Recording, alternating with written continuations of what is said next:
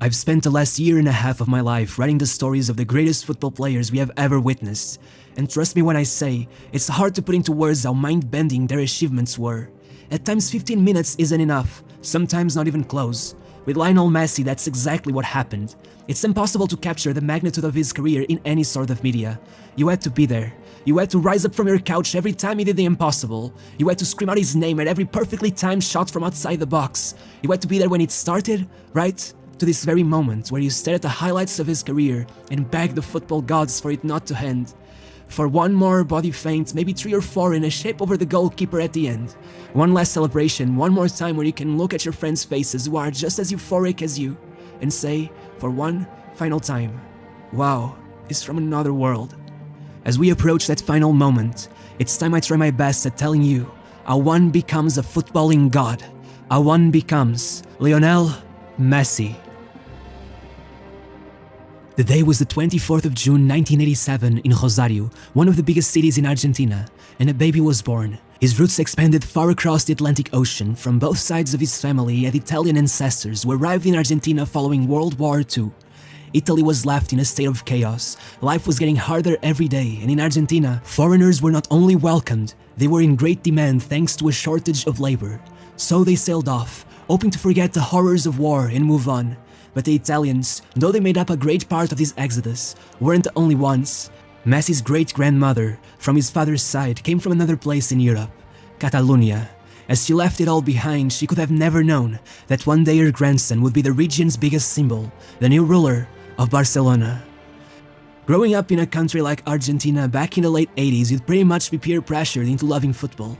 They were living the grand old days back then. Maradona was still going strong. Actually, the year Messi was born just happened to be Maradona's highest goal-scoring season ever. To add insult to injury, in a good way, Messi's family happened to be filled with football fans. As long as he was around the other kids in his family, he pretty much had to play, and he was always among them, being the youngest of 3 brothers who all pursued football at some point. And they weren't even the only ones. 2 of his cousins would become professional footballers as well. His younger cousin, Emmanuel, even went on to play in the Bundesliga at one point. At 4 years of age, Messi was playing football by himself at a pitch near his house, where Grandoli, a small club in his town, had their training sessions. Messi was repeatedly kicking a ball into a wall when the club's president, Salvador Aparicio, walked by frantically. You see, the youth team had a match to play very soon and there weren't enough kids, so Salvador went up to Messi and told him to go ask his mom if he could play. At first, it didn't go as planned. Messi's mom would say, no, he's no good at football and anyways he's too small. Thankfully his grandma was there and she wasted no time saying, come on, let him play, it won't do him any harm. This moment changed Messi's life forever. Had his grandma not been there, he probably would have not joined the team, and had his mom not worried so much, the president wouldn't have said the following words. Don't worry, I'll play him in the right wing, so he'll be by the stands near you, in case something goes wrong. Little did he know, he had just defined great part of Messi's career. When Leo started playing, everyone was in shock. He ran through the pitch as if the other kids weren't there. It almost seemed unfair how much better he was. When interviewed about how it was to watch him play back then, Salvador said, believe me, he already did all the incredible things he does today. The only difference was that the ball came up to his knees. We worried about his size, he never seemed to grow much, but we all said the same thing. We got the next Maradona in our hands. Everybody could see it, everybody knew, it's like he had been born with it. Even at school, teachers had to pay extra attention during recess because kids would literally end up fighting each other over having Messi play in their team. Whenever he played against other youth teams, the kids would stay behind on the pitch to watch him put on a show, juggling the ball and all other kinds of tricks. As you might imagine, Messi was a secret that a club like Grandoli couldn't keep for long. After a little more than 2 years, he was already on the move.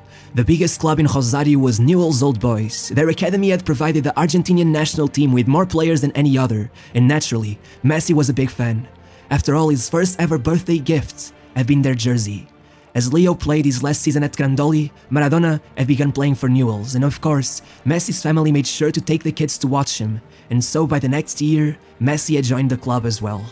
Aged only 6, in his first ever game for the club they won 6-0. Messi scored 4.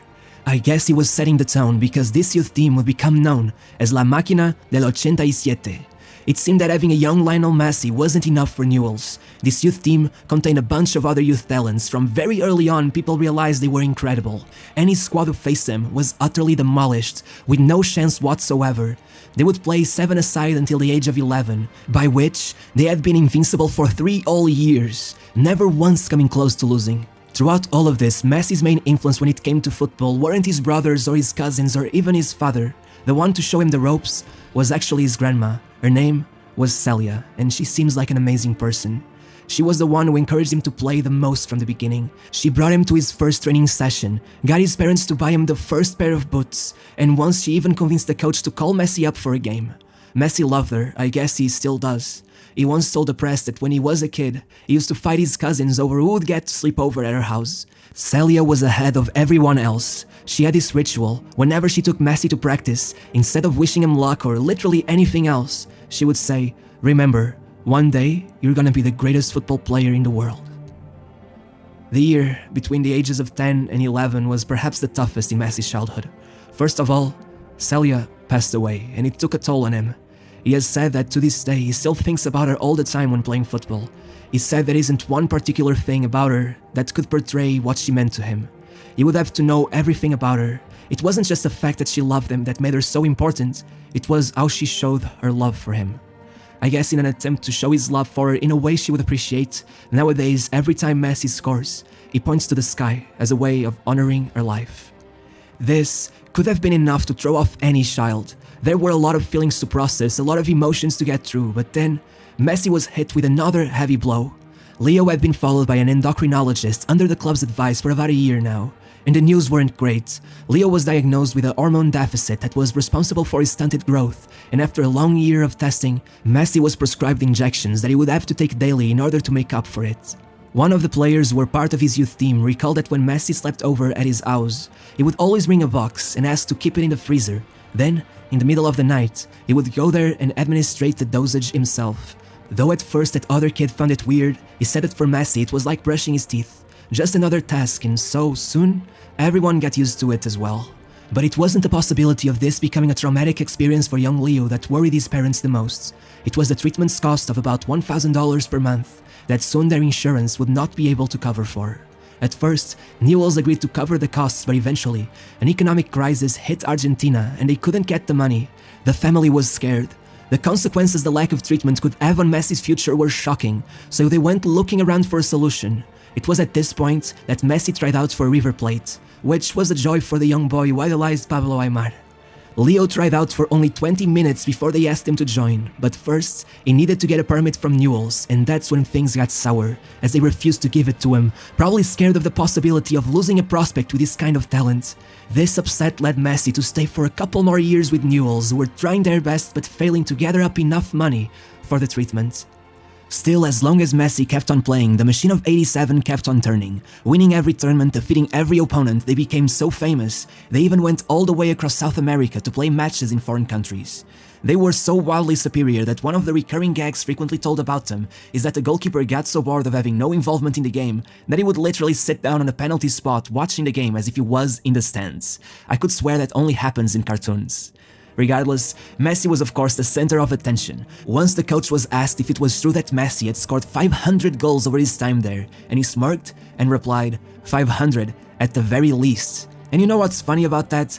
One of his other coaches had made a deal with Leo. We found out Leo loved these chocolate cookies from Argentina called alfajores, and he proposed that for every goal he scored in a match, he would give him one. But at that rate, he would be the world's first diabetic football prodigy. Maybe that's why eventually a new deal was proposed as a joke. The coach said he would only give Messi cookies if he scored a header.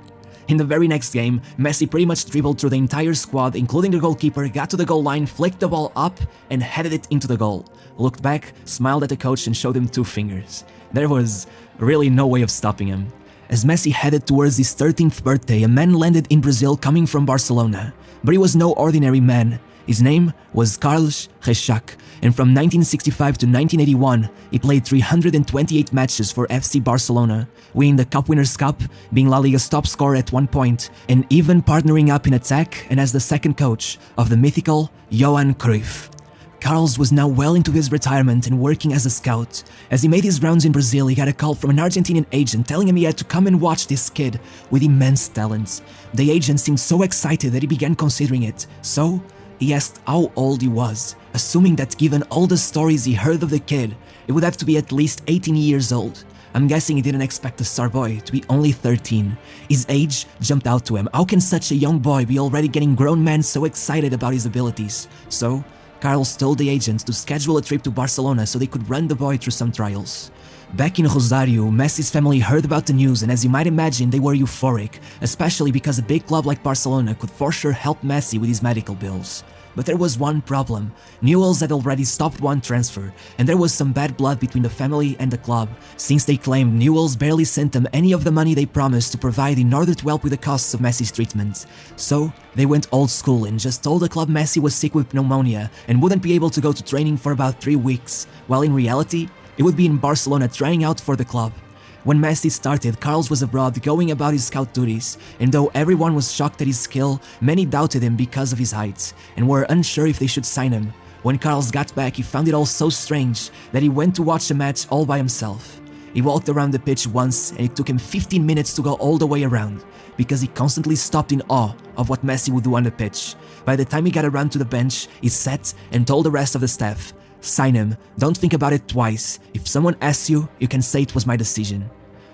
Despite all of this, higher ups at Barcelona pulled the plug, said the kid was too young, that it was too risky for the club, and he didn't need any more mess, considering they had just lost Luis Figo to Real Madrid and were in a really bad state financially. Between September and December, nothing happened. The family kept moving back and forth between Argentina and Spain, and nothing. They began getting anxious as their whole stunt meant Messi was no longer playing for Newell's, and eventually, Messi even traveled to Spain in hopes of joining Atletico or Real Madrid, but nothing came of it. That's when D-Day finally came about, and a napkin changed Messi's life forever. The agent met with Carlos, and eventually there was a call from Messi's father. He was desperate, telling them he would go back to Argentina because he didn't see anything moving forward. Carlos acted fast and so he needed tangible evidence, so he looked around for paper and found only a napkin. He wrote down a mock contract on it and signed it, stating that Messi would sign for Barcelona regardless of any objections from other members of the club. It worked wonders and got Messi's family to trust that he would make it work. Over the coming weeks, paperwork was filled and Messi was officially, and finally, an FC Barcelona player. It was only a matter of getting the family registered in the country before he debuted. For a while, there was a sort of limbo where Messi wasn't necessarily tied with Barcelona, though he was already living the average life of an academy footballer. And you know what that means? Word got around fast. Juventus, Inter Milan, Liverpool and Real Madrid all contacted Messi's agent. And if you think that's all meaningless agent talk, let me tell you that Arsenal eventually got Arsène Wenger to have dinner with the agent to talk more about Leo. He has even said that they were close to signing him the same way they did with Cesc Fabregas. Regardless, he stayed and a whole new chapter began. At first, Messi wasn't allowed to play for Barcelona's academy, as not only was he still registered for Newell's, he was also considered a non-community minor since he came from a foreign country, and for the first year, the only solution found was to keep him training with a squad while only going on friendlies with the B team. But though Barcelona tried their best at sheltering and protecting his talent, to let it grow they had to let him run free, and so, in his second game for the club, disaster struck. Messi broke his fibula and was out for the rest of the season. There was worry that he would struggle to get back to his usual frenetic play style, but once he was back, he finally got to enroll in the Spanish Federation, and he was so incredible that quickly he got promoted to the under-16 squad, being trained by Tito Villanova and playing alongside some of the biggest talents in Spain. Kids whose names meant nothing back then, but would one day be heard all around the world, like Cesc Fabregas and Gerard Piqué. Both players would leave Barcelona for England soon after, so maybe Messi moving to Arsenal wasn't that far-fetched at all. Over his first days with the squad, Messi was very shy. They say he was so quiet entering the locker room for the first time that some people didn't notice him until he had already sat down. Once he got on the pitch, the coach asked what position he liked playing at. One of the other players said that everyone was scared. They had heard insane stories about Messi, and they all thought that if he picked their spot, it was over for them. The goalkeeper of that squad has been quoted saying that he felt the only way to stop him was to pull out a pistol and shoot him, but honestly, he would probably dodge it. But that doesn't mean Messi was invincible. His health problems remained, and though there were no more worries regarding him not getting the treatment he needed, it turned out that at this point, the treatment was a gift and a curse. While still going through his first years, the treatment took a toll on Messi's body, and it was evident by his lack of stamina. Looking back at his first interviews, you can see him lament that he was unable to keep up with the pace of the other kids, but still, whenever he did find the energy to perform, he was unparalleled. With a never-seen playstyle, it seemed he had taught himself a whole new way to approach dribbling. Even though many compared him already with Diego Maradona, it was also obvious that the aggressiveness with which he moved forward, the quickness with which he slightly adjusted the ball seemingly once every millisecond made for moments that could not be forgotten. It was as if Messi was an artist, carefully, deliberately putting down one brushstroke at a time, slowly painting the background as he patiently waited for the moment when his creativity would finally be unleashed on the canvas.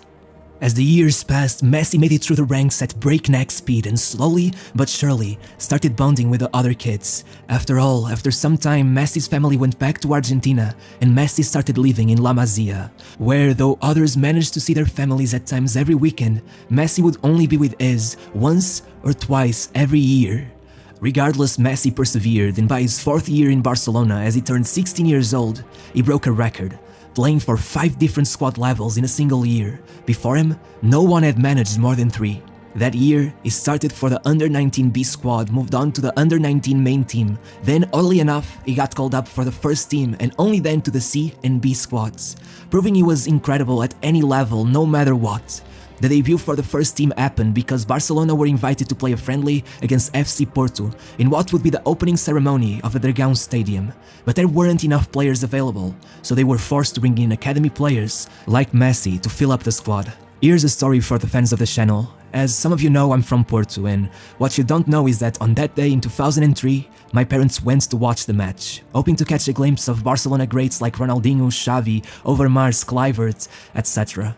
Well, aside from Xavi, none of those players were available, which I'm guessing was terribly disappointing to them. Little did they know, they were getting to watch the first 16 minutes of a 16-year-old who would become Barcelona's greatest ever player.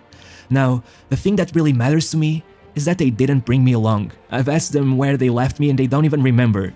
So yes, I'm still pissed, and yes, I'm considering the possibility of filing in for a child abuse case. By the way, just a few months later, they also went on to watch Cristiano Ronaldo's debut at the Euros in that same stadium, and they also didn't bring me. But that's just my childhood trauma, so moving on. Before his first official season started, one long-standing argument was finally settled. From the moment the Spanish Federation realized Messi was eligible for citizenship, they had been attempting to bring him on, but Messi, having grown up idolizing El Albiceleste, kept pursuing the dream of playing for Argentina. So to settle the matter, Argentina set up 2 under-20 matches in June of 2004 to lock Messi in as an Argentinian international, leaving the world to wonder what could have been had he joined the iconic Spanish national team of the late 2000s. And just like this, the whole world waited, holding their breaths as Messi's first official season was about to start, as he prepared to spread his magic dust on the pitch in front of thousands for the first few times. Leo finally got his official debut against Espanyol, coming on with 7 minutes to go as Barcelona beat them 1-0. But this win was a rare occurrence over Messi's first few matches. In his friendly debut against Porto, they lost 2-0, but well, to be fair, it was Mourinho's Porto and Barcelona were depleted to say the very least. But what is much harder to justify is how Barcelona lost on Messi's first ever start for the club. It's almost like Messi was paying a front for the decades of immeasurable success he would go on to have. So, on his first ever start, Messi lined up beside Henrik Larsson, Puyol, Gilly, Bronkhorst, Xavi, Iniesta and Eto'o to play Gramenet in a Copa del Rey last 32 match. Back then, Gramenet was playing in the 3rd tier of Spanish football and they weren't even heading towards promotion. But that day, somehow, they held Barcelona to a goalless draw all the way to extra time, where they stuck the dagger, scoring the winning goal that would take them all the way to the quarterfinals of the Copa del Rey, where they got beaten by eventual champions, Real Betis. It's quite a story, and it only gets better once you realize that Gramenet is still to this very day the only team that Messi has faced and not managed to beat on any occasion. I'm betting they hold pretty tight to that record. This string of unlucky results continued once Messi got his first full 90 for the club and debuted in the Champions League against Shakhtar Donetsk, somehow losing 2-0. But before the end of the season, one of the first jaw-dropping moments of Lionel Messi brilliance finally came. It was a match against Albacete, and Messi came in with only 2 minutes left in the match. It was supposed to be a novelty, but Messi had other plans. Mere seconds after being subbed on, Ronaldinho spotted his run, shipped the ball over the defense, and Messi, along with the goalkeeper to beat, used his first touch of the match to get the ball in place, and a second to lob it over the keeper. The stadium erupted for a second, and then the flag was up. It was offside. But the people watching from home quickly got the news that in reality, it wasn't offside. Regardless, Messi smiled, running back to position. Ronaldinho smiled back at him, and unbelievably, just a few seconds later, Messi got the ball again, began running right towards the defense, and on the last second, he gave the ball back to Ronaldinho. And would you believe it? Ronaldinho ships it over the defense and Messi lobs it over the keeper. A mirrored image of the first goal, and yet, they still couldn't stop him. Leo went running towards the roaring crowd, flailing his arms around. Ronaldinho approached him, let out a smile, and Messi hopped on his back, giving us a moment for the ages. Over the summer, he took part in the Under-20 World Cup, having finished qualification as the top scorer among his teammates, despite being mainly used as a sub due to his ongoing problems with stamina. What followed was a moment that serves to show his mindset and just how much hard work goes into becoming Lionel Messi. Upset over losing out on playing time that could serve as a way to further help his squad, Messi took on extra training alongside a personal trainer to increase muscle mass and compensate for his health problems. Still, once the tournament started, he was protected, not once being given the opportunity of playing a full match over the group stage. But once they qualified for the knockout stages, something changed. Messi began playing the full 90 and it was absurd. As Roy Hodgson would go on to say, "Men are supposed to be equal in God's eyes, but Messi makes you think otherwise." In the last 16, he scored to start a comeback against Colombia. Then he put down Argentina's third to send his Spanish teammates home. In the semifinals, he scored the opener against eternal rivals Brazil, and in the final, he scored 2 penalties as Argentina beat Nigeria 2-1 to become Under-20 world champions. Leo was the best player and the top scorer of the tournament, but of course, these successes would only be the first of many. A few weeks later, he would earn his debut for the Argentina main squad against Hungary, and once again it would not go his way. About an hour into the game, he came in, and what happened next no one could have guessed. About 30 seconds after being subbed in, he got the ball for the first time. A Hungarian player began pulling on his shirt, and Messi flailed his arms back. And it started to see if he even hit the player's face, but the player complained like Messi had broken his jaw. Even the Bulgarian commentators can be heard saying that Messi probably won't get sent off. But the referee decided otherwise, and Messi was out less than 2 minutes after coming in. Regardless, back in Barcelona, it was time for his 3rd season with the club, and before it even started, an iconic moment took place. Barcelona had a tour through the United States during their preseason, and Ronaldinho, who had been a friend of basketball star Kobe Bryant, decided to meet up with him. As they approached the team, Ronaldinho told Kobe he was going to introduce him to a player who was going to be the greatest of all time. Kobe looked at him and said, "What do you mean? You're the one who's the best." Ronaldinho smiled and said, "No. That kid right there is gonna retire us all." As you might imagine, he was talking about Leo, who that season finally became a first-team regular. After some games getting used to his new role, Leo scored again. It was his first Champions League goal, yet again shipping the keeper in a match against Panathinaikos, where he got an assist as well. Over January, he would get the first goal-scoring streak of his career, with 6 goals over 7 matches, made more impressive by the fact he only played the full 90 in one of them, ending up with an average of a goal every 59 minutes. And so, over the next few weeks, Leo was called up for his first ever knockout stage game at the international level. The opponent is Chelsea. This was a huge opportunity for him to announce himself to the world, and he did it in a spectacular fashion. Even if in the end it was Samuel Eto'o's goal that made the difference, nobody was talking about him. The focus was on the 17-year-old genius who spent 90 minutes making a mockery out of the Chelsea defense. As the world was eager to see more of him at this stage, Messi came on for the second leg, only to go down 25 minutes in and be out for months due to a torn muscle in his thigh. After seeing Barcelona drop Benfica in the quarterfinals, it became apparent to everyone that this super team had a good chance of making the final, and I'm guessing Messi knew that as well. He worked extra hard for months in hopes of edging past this injury on time for the final, and he did it. On the Tuesday before the match, he was back in training, and he made it public that he wanted to play in the final. But then the team sheet comes out and his name is nowhere to be seen. Frank Rijkaard didn't want to risk putting such a young player who was coming off an injury into what was bound to be the most hard-fought game of the season. Barcelona played out the final and were champions. Messi watched from the stands but didn't look happy. Perhaps sensing this, the players approached him and asked him to join the celebrations on the pitch. He refused. He felt he hadn't been part of it, and so he didn't deserve to celebrate among them. This was a decision that he would come to regret and make up for a few years later. Over the summer, Messi played in the 2006 World Cup and it started well. He scored in his first match, made 2 notable appearances, but when Argentina met Germany in the quarterfinals, Josep Pekerman decided against starting him. Even as Argentina went in front, Messi, whose high usage rates and ability to keep the ball could have been used to control the tempo of the match, was kept on the bench. This decision went on to be criticized for years to come as Argentina would go on to concede and lose the match on penalties. As the 2006-2007 season started, Messi finally started becoming an unquestionable presence in every Barcelona match. Still, by mid-November, he had only scored 4 goals, and to make matters worse, what followed was a 3-month-long injury that saw him miss 18 matches. No one could have predicted that after coming back from injury, he would somehow step up his game to a level he had never shown before. After 2 weeks back, Messi was yet to leave his mark on the score sheet, but then came El Clásico. Barcelona sat 5 points clear of Real Madrid in second place, but that day, it seemed like it was 11 Real Madrid players versus Messi by himself. Just 5 minutes into the match, a poor interception left Van Nistelrooy right at the edge of the box, completely centered towards the goal, and just like the commentator said, he just doesn't miss those. Real were in front 1-0. Just 6 minutes after that, Messi got the ball on the right after a great pass by Samuel Eto'o, and he slotted it right into the far posts, leveling the game but to no avail, as in the next play Guti would get tripped in the box and Van Nistelrooy would bury it from the penalty spot. Finally, the match calmed down a bit, but still, by the 28th minute, Ronaldinho magically squeezed in between every Real Madrid player, eventually striking the ball straight at the goalkeeper, leading Messi to score again on the rebound. For the next 40 minutes, there were no changes to the score sheet, the spotlight shining down on Messi and Ronaldinho, who seemed in sync as any duo could ever be. But then, the inevitable happened. If you don't score, you concede. It's one of the oldest teachings in football, and so, a Sergio Ramos header put Real in front for the 3rd time. What followed was some of the most intense drama seen at El Clásico. Barcelona was pushing forward over and over again, but the clock was ticking down, and as the injury time was added to it, Ronaldinho got the ball towards the center of the pitch, Messi approached him, the through ball made his way to him, the first touch put 2 players behind him, and by the time Ramos got to him, Messi was locked and loaded, and there was no time to stop the shot that would put Barcelona at the top of the table.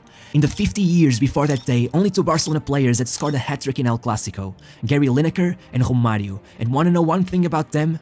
They surely weren't 19 years old at the time. Messi was on a whole other level. Over the streak of games that followed, Messi totaled 7 goals in 6 matches, but the first goal he scored in the last of those matches against Getafe was out of this world. Comparisons between Messi and Maradona were low-hanging fruit back when he first started, but if Messi kept telling the press that from his point of view, they were 2 different players, that day, it was at the very least confirmed that they were equally as phenomenal. It's hard to see Messi's goal without immediately thinking of Maradona's goal of the century in 1986. They got the ball in roughly the same place, they progressed forward with the same frenetic speed, left what seemed like half a dozen defenders behind, only to end up dribbling past the keeper in the same way, leaving the last defender hanging hopeless by the near posts. Iconic as it gets, one of the most memorable moments in football ever, let alone by a teenager. Look, the world as a whole was freaked out by their similarity at this point, so imagine how everyone felt when just a few weeks later in a match against Espanyol, Leo tied the match by jumping alongside the goalkeeper and scoring with his hand. Just like the famous hand of God, it was like Messi was paying homage to the man who led his country before him. It was as beautiful as it was intriguing to see. Unfortunately, despite Messi's best efforts after drawing against Real Betis in the last minute of the match, Barcelona dropped down to 2nd place, tied on points with Real, who would eventually be champions of Spain. Over the summer, Messi took part in his first ever Copa America, and it seemed that right from its start, this competition was determined to leave Messi with a sour taste in his mouth. After scoring in both knockout matches that led to the final, Argentina met Brazil. But not in the usual way, this Brazilian squad was missing pretty much every single one of their best players, as they had requested to skip the tournament in order to get some rest following a tough club season. Imagine the shock of everyone when a Brazilian squad without Ronaldinho, Kaká, Ronaldo, Roberto Carlos or even Adriano managed to beat Argentina by 3 goals despite their heavy favoritism. It was a day to forget for Lionel Messi. Messi started the next season with an impressive goal-scoring streak of 8 goals in 6 games, including ones against Atletico, Lyon, Sevilla and Stuttgart. He kept a steady supply of goals over the season, and by December, he made the podium of the Ballon d'Or for the first time, sitting below only Cristiano and Kaká. Later on in the second leg of the last 16 matches against Celtic, having already scored twice against them, Messi came off crying, once again having problems with his hamstrings. The thing is, Barcelona was aware Messi shouldn't have played that game, but due to pressure from the media, Rijkaard ended up fielding him regardless. After this injury, Messi began being even more heavily tracked by the medical staff, following a new workout regime involving lots of stretching of his thigh muscles and having his sleep and meals tracked as well. Once he was back on the team, one of his first matches would be one for the history books, a Champions League semi-final, Barcelona versus Manchester United, the first match between Messi and Ronaldo. Unfortunately, it would be far from the most exciting match they'd provide us with. With Messi injured and only one goal between the two legs, there isn't much to be said about it, though Ronaldo did miss a penalty 3 minutes into the match, so that was a fair bit intense. Regardless, Barcelona was out of the Champions League, and with the league not going their way either, only managing 3rd place, 18 points off the top, Rijkaard was replaced by a new manager, an ex-Barcelona player. You know who it is, Pep Guardiola. But before Messi got introduced to his magical tiki-taka, it was time for the Olympic Games. It's an odd competition, but still an interesting one. It ends up working similarly to an under-23 tournament, with the exception that 3 players over that age are allowed to participate. So, Argentina added Riquelme, Mascherano and Pareja to their already strong squad, and the outcome was a tremendous success. But the hardest part was getting Messi to participate. See, the Olympic Games take place very shortly before the start of the season, right at the time when Barcelona would take part in the Champions League playoffs, and so they not only didn't allow Messi to go, but made sure to take the Argentinian Federation to court and won. So you probably ask yourself how it all changed. Pep Guardiola had not only taken part in the games back in his time, but he was also a gold medalist, and understanding the value that memory had for him, he convinced the club to let Messi go, and what followed were 6 straight wins, with Messi scoring 2 goals and getting himself an Olympic gold medal as well. As for Barcelona, they still qualified, of course. Now with Guardiola in command, many things changed. Despite being sort of a rookie coach at the time, Guardiola had informed Deco and Ronaldinho that their services would no longer be necessary, as he found their bohemian lifestyle to be a bad influence on youngsters like Leo. Even Eto'o would get the same news, but would end up staying for 1 more year. Even though all of this was met with some shock, with it came the opportunity to offer Leo something that would become a symbol for the rest of his career, the Barcelona number 10 shirts. And with it, Messi's prime form had been unlocked, and we began witnessing what was the first few years of Messi's most frightening and most inspiring performances. The only negative aspect to all of this is that Salvador Aparicio, president of Grandoli and Messi's first ever coach, passed away that year and was never able to witness his old pupil rise to the top of the world. By December, Messi totaled 25 goals in 20 matches, but still, when the Ballon d'Or came around, he managed only 2nd place below Cristiano, with the Champions League title making a big difference. But if that was so, Messi had to take it from him, and so he began working towards it.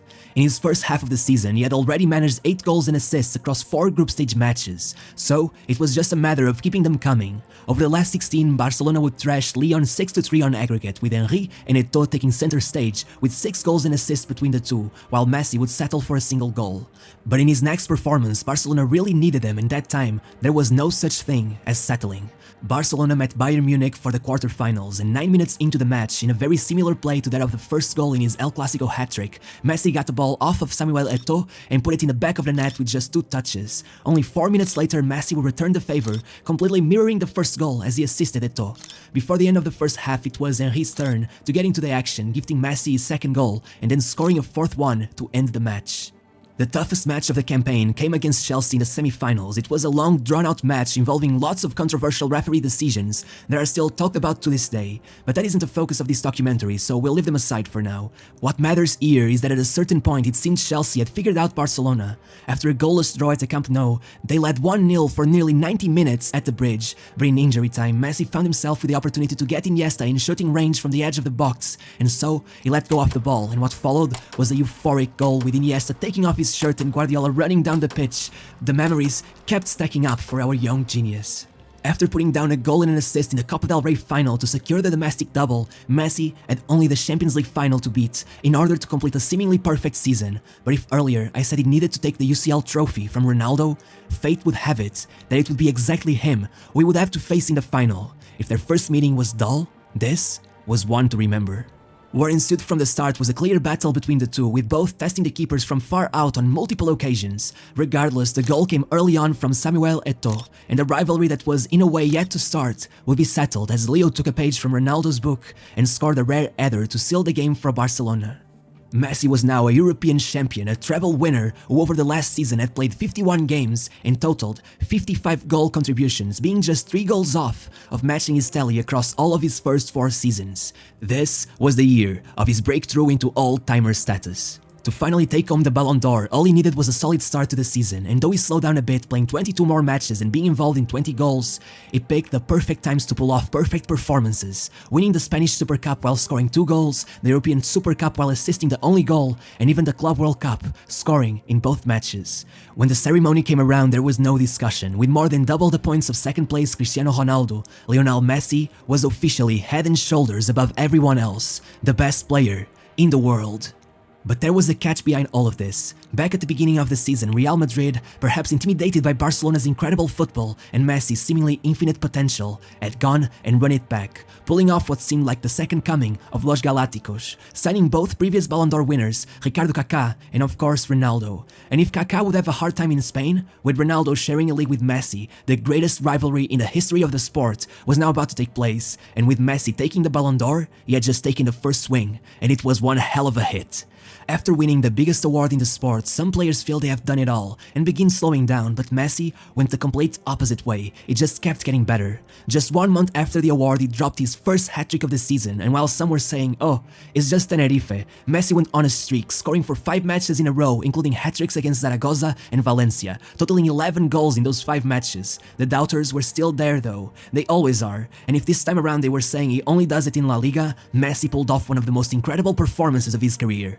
After a first leg draw, Arsenal went in front at the Camp Nou with only 18 minutes on the clock. What followed was proof that at 5'7", Messi was a weapon of mass destruction. If the first goal was like a missile, the second was a cold dagger to the heart.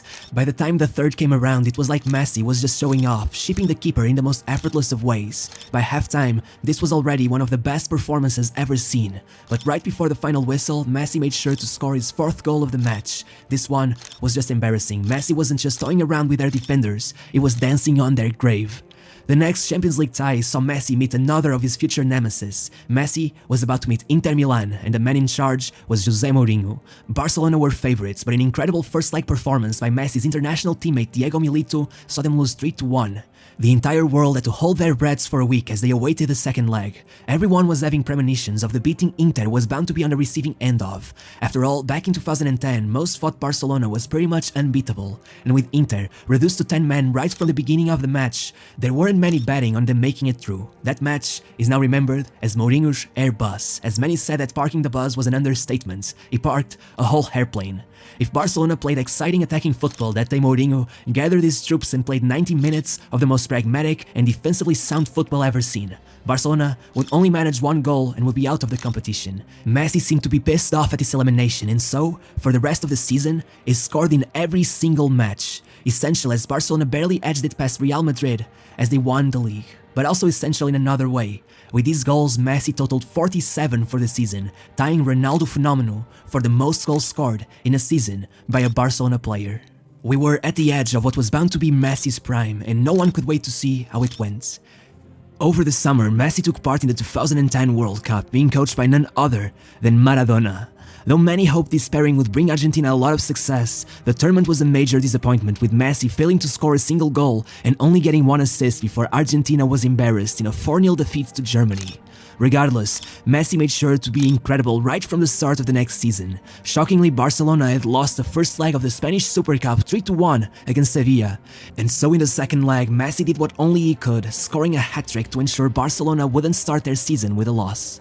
All the way until December, he seemed determined to make sure that not winning the Champions League wouldn't lead him to lose out on the Ballon d'Or. Every match seemed to have something special from him. Over the first 22 of the season, he had 38 goals and assists. I had to go back and check my stats for this one. It's that impressive. In just 1 match against Almeria, Messi was involved in 5 goals, and in another occasion, his 2 assists helped Barcelona beat Real by not 2, not 3, but 5 goals. Just incredible. No matter what anyone else had done that year, when the voters were told to pick the best player in the world, the answer came naturally, and it was Lionel Messi, a Ballon d'Or winner yet again. To celebrate, he would begin 2011 with a hat-trick against Atletico de Madrid and a brace against Arsenal once again. In March, he played Real Madrid 4 times in the space of 17 days, and now they were coached by Mourinho. If Messi already had enough reason to be seeking revenge from him, after drawing the first match and then losing the Copa del Rey final to him, he was probably willing to do anything to get it. So when they met for the Champions League after a goalless 77 minutes, first Messi put one in between Casillas' legs and then scored one of the best goals of his career to make it 2. As the commentator said, "Here goes Messi, away from 1, 2, 3 and 4. Wonderful, wonderful, wonderful." After a second leg draw, Barcelona was in the final once more. The public had no doubt in their mind Barcelona was the best team of all time, and Messi was at the center of it. They would go in front early, but even faster, United would tie the match through Wayne Rooney. The tie was kept all the way till the second half. But then, Messi, who of course couldn't let the game pass without leaving his mark, put Barcelona in front. Eventually, it would end 3-1, making Messi an European champion for the third time in his career at the age of only 23. If that isn't a prodigy, I don't know what is. And so we arrived at the 2011-2012 season. That year, Messi didn't win the league or the Champions League. To any other player, it would be pretty much impossible to say something like this, but still, that season was easily one of the greatest of any player ever. Maybe even Messi's best, despite the lack of those 2 trophies. If so far, his tally of goals and assists was borderline unbelievable, this year, it had to be some sick joke. They say a season with 40 goals and assists is a standard for a great forward. Messi had 40 goals and assists by November. How can anyone possibly be that good at anything?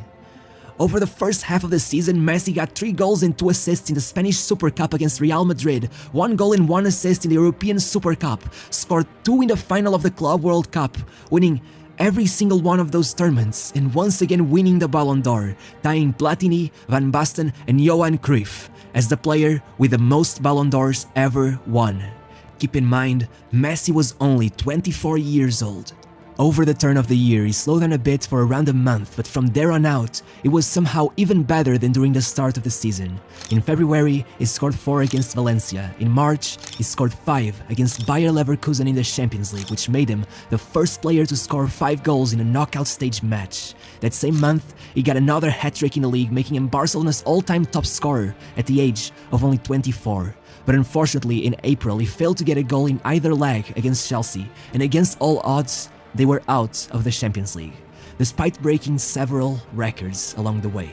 With 14 goals, he even tied José Altafini for the highest scoring Champions League season of all time. The record had been untouched for 45 years. Besides that, despite this relatively lateral change, some worry that anything could be enough to disturb the seemingly delicate balance that had made Messi the best in the world. But then, the season started.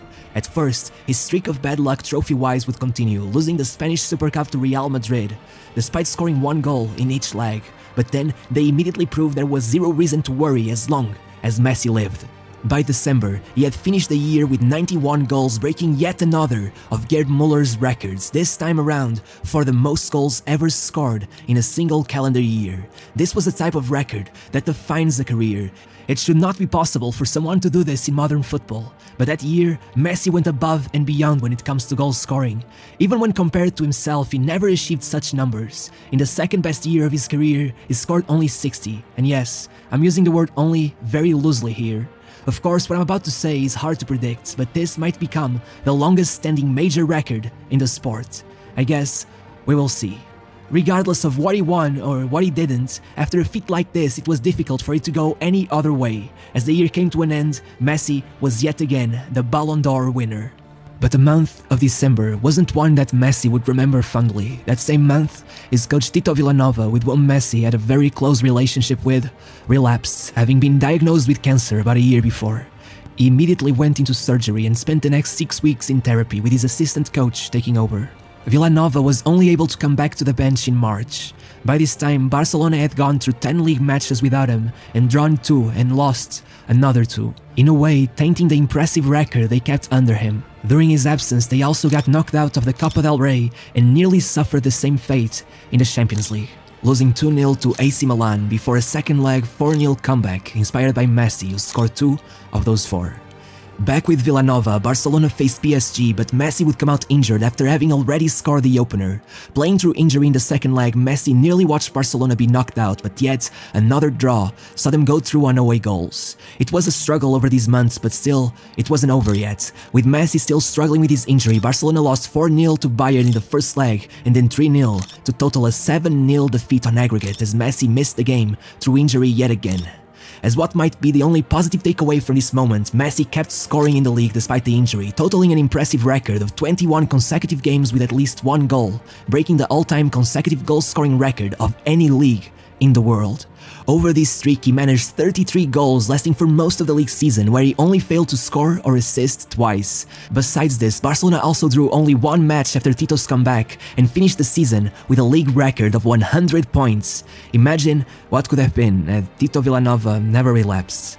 The lowest low was yet to come though, as Villanova acknowledged that his treatment was affecting the squad and made the decision of stepping down as head coach. Gerardo Martino took over, coming from Messi's childhood team Newell's Old Boys. Besides the new coach, Neymar, who was the second piece of the trio that would eventually conquer the world, also joined the club, but still, that season would be sort of a disaster, with Messi going through 4 injuries that saw him miss a total of 12 matches. The Spanish press took this moment to begin talking about what they called Messi dependencia, which referred to the team's dependence on Messi's brilliance to get good results. By December, Messi had only scored 15 goals, which saw him finally relinquishing the Ballon d'Or after 4 consecutive wins, finishing second place this time around. Over the second half of the season, Messi seemed to be getting back to his best, but around April, 3 consecutive defeats saw Barcelona get knocked out of the Champions League, lose the Copa del Rey final to Real, and drop to 3rd place in the table after being only 1 point off of leaders Atletico. To further impact the team's morale, about a week later, it was announced that after months of fighting cancer, Tito Villanova had passed away. It was a huge blow.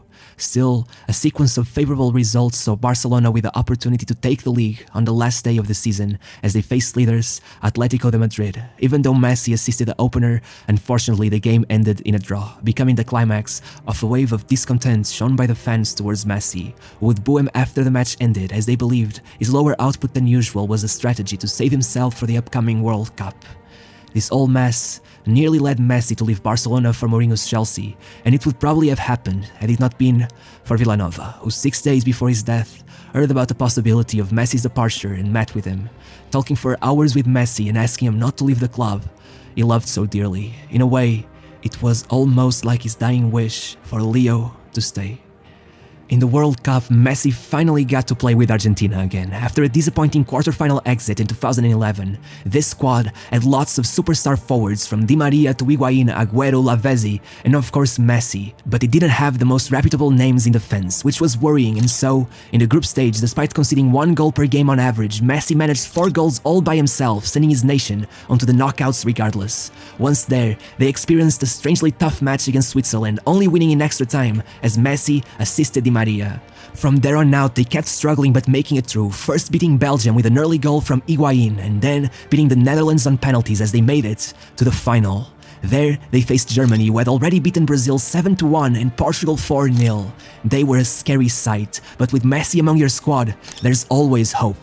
Regardless, the final followed the same profile as the previous matches, being a long, drawn-out and seemingly goalless match until Götze found the back of the net in extra time and turned Germany into world champions. After the match, Messi was handed the Golden Ball award for the best player in the tournament, though I'm pretty sure it wasn't enough to satisfy him after coming so close to the most sought-after trophy in the world of football. Given the poor results at Barcelona, Luis Enrique, who had been among Messi's teammates in his friendly debut against Porto, took over the squad and brought in the final piece of the puzzle, Luis Suarez. With MSN now in full form, there was no stopping Barcelona. Over the first half of the season, Messi became the all-time top scorer in La Liga, beating Telmo Zarra, who had held the record for nearly 60 years. Despite some transfer talks at one point, Messi was now more than happy at the club. Messi dependencia was no more. With Suarez and Neymar, not only did the team have other players capable of making the difference in the final third, but Messi was now finding spaces on the pitch more easily as defenders were forced to distribute their efforts between the 3 players, and furthermore, now whenever Messi didn't find a way to shoot himself, he could always let it go to someone who was just as capable. The result of all of this was some of the most impressive numbers of Messi's career. Before the end of October, he had already quickly hit double digits in assists. Starting in November, he scored 3 hat-tricks in just 4 matches, and 3 more came in the 3 months that followed. Once into the knockout stages, we got to see that Messi had indeed finally found teammates worthy of his greatness, as Barcelona would make it past City and PSG, despite Messi not scoring in either match. Though he did provide 2 assists, of course. The semi-finals would be Messi's most notorious performance that year. Barcelona had just scored 14 goals in the previous 2 matches in the league, and now they had to face Bayern Munich. Hopes were high, but once they got there, it quickly became noticeable that things wouldn't be that easy. As the clock approached the 80-minute mark, the match was still settled as a goalless draw, with Neuer getting the better of MSN. But then, the genius was unleashed. In between 2 players from outside the box, Messi threads the needle and it's 1-0. Only 3 minutes later, a great through pass by Rakitic leaves Messi with only Boateng to beat. And it makes up for one of the most iconic moments of his career, as Boateng collapsed on the floor as an incredible feint by Messi left him struggling to keep up.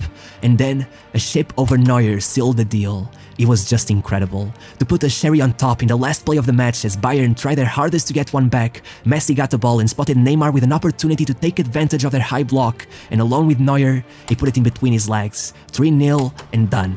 In the second match, Neymar would take the spotlight, scoring twice as Bayern actually managed to pull 3 goals back. After this, Messi would score 5 goals in 3 matches, sealing both the league titles and the Copa del Rey. To complete yet another treble, all he needed was to win the Champions League final against Juventus, and only 4 minutes in, the unlikely hero saved the day. Rakitic had scored the opener. Eventually, Juve would get one back, but Suarez and Neymar would both score as Barcelona went on to lift the trophy. The trio finished the season with 122 goals between them, a record in Spanish football. Out of those, nearly half came from Messi, who totaled 87 goals and assists in 58 matches that season. The numbers just keep on coming. During the summer, Messi got his 3rd attempt at the Copa America, and he nearly did it, despite only being involved in 1 goal up till the semi-final. Once there, Messi was incredible, assisting 3 goals in a single match to get Argentina a spot alongside Chile in the final. But once there was one drawback. Chile were playing at home. Argentina were still the favorites, but you can't underestimate the power of home advantage. The match would not be a thriller by any means, going on to penalties before a single goal would be registered on the score sheet. There, Messi was the only player to convert his chance, and Argentina finished as runner-ups yet again. Messi was so distraught that he refused to take the MVP award, and it ended up not being attributed to anyone that year. The following season was a mixed bag that would hint at what was to come over the following years. In the first match of the season, Messi performed excellently, scoring 2 in the European Super Cup, which would be a 9-goal thriller that saw Barcelona go behind, only to go 3 goals in front, lose the lead again, to eventually win in extra time. Then the Spanish Super Cup saw a shocking 4-0 defeat to Bilbao, and early into the season, an injury saw Messi miss 9 matches.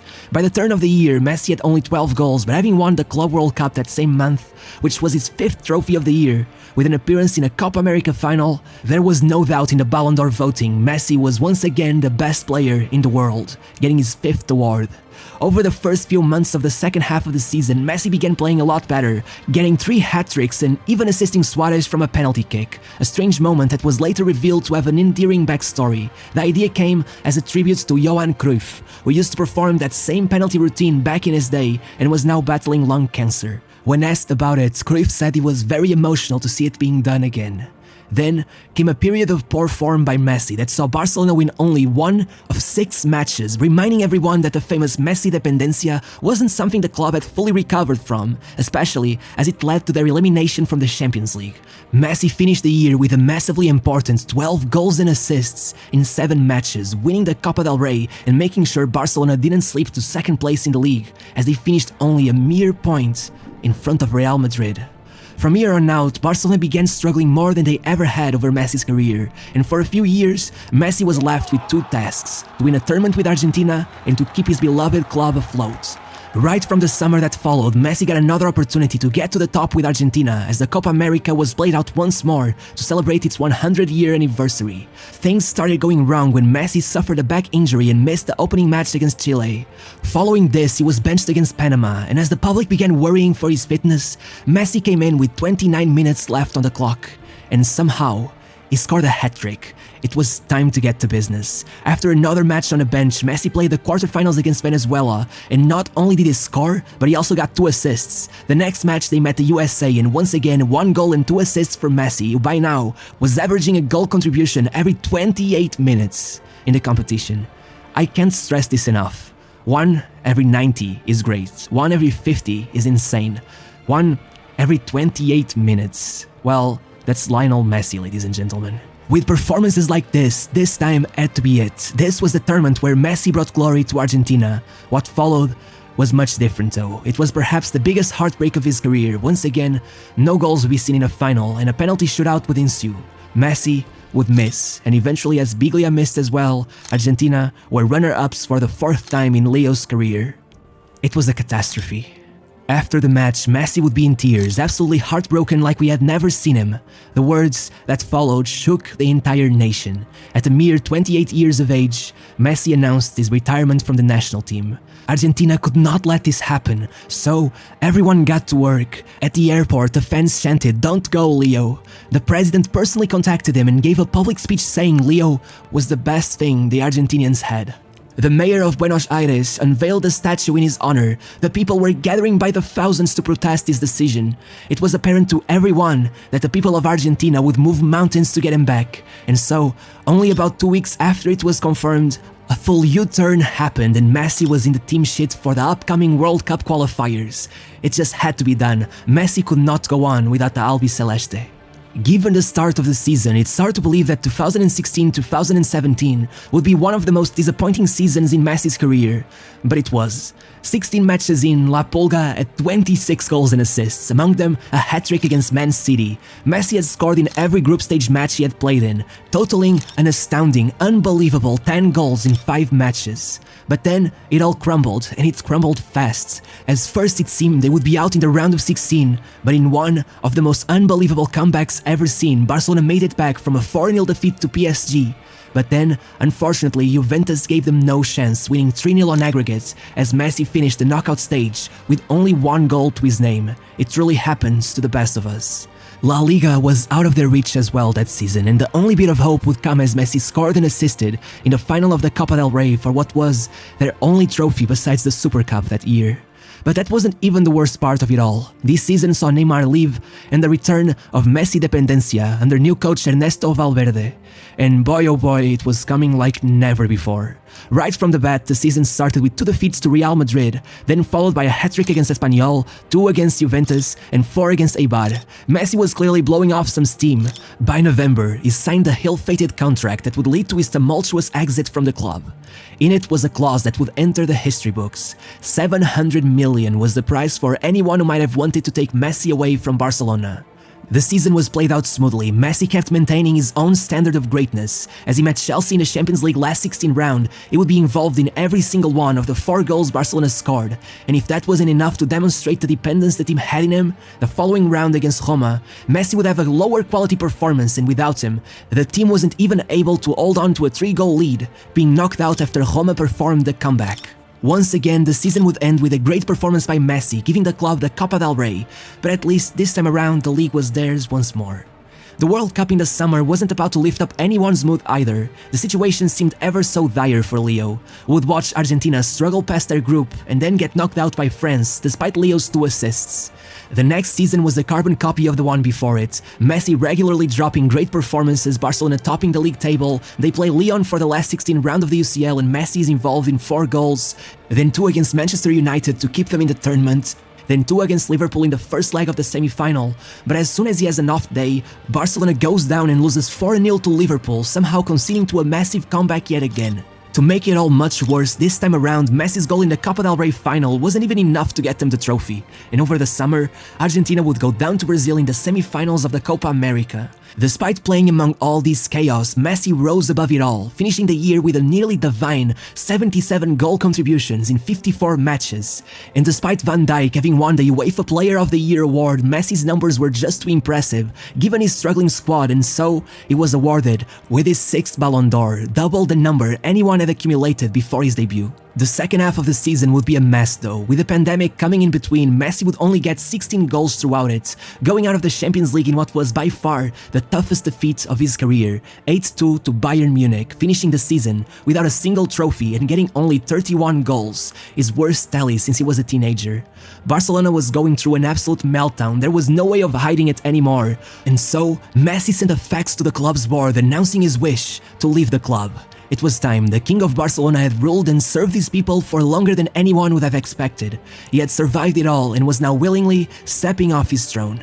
After all, Messi had an option in his contract that he believed would allow him to leave the club at the end of the season. But that's when things got serious. Barcelona claimed that the pandemic had delayed the end of the season, and so, now the dates determined in the contract had expired and Messi was no longer allowed to leave as he pleased, only being available for the release clause of 700 million euros.